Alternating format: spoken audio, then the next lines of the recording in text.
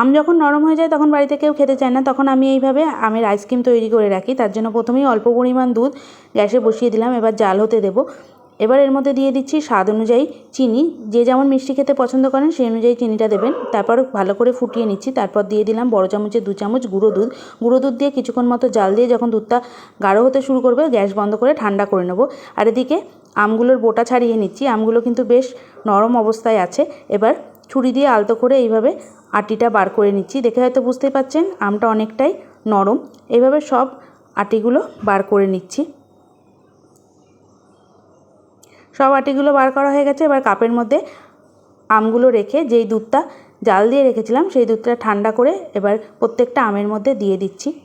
আমের যেই বোটাগুলো কেটে রেখেছিলাম সেই বোটাগুলো দিয়ে আটকে দিলাম। এবার ডিপ ফ্রিজে 5 থেকে 6 ঘন্টা রেখে দিলাম। 5 থেকে 6 ঘন্টা পর ফ্রিজ থেকে বার করে পিলার দিয়ে খোসা ছাড়িয়ে দিলাম। তাহলে তৈরি হয়ে গেল আমের আইসক্রিম।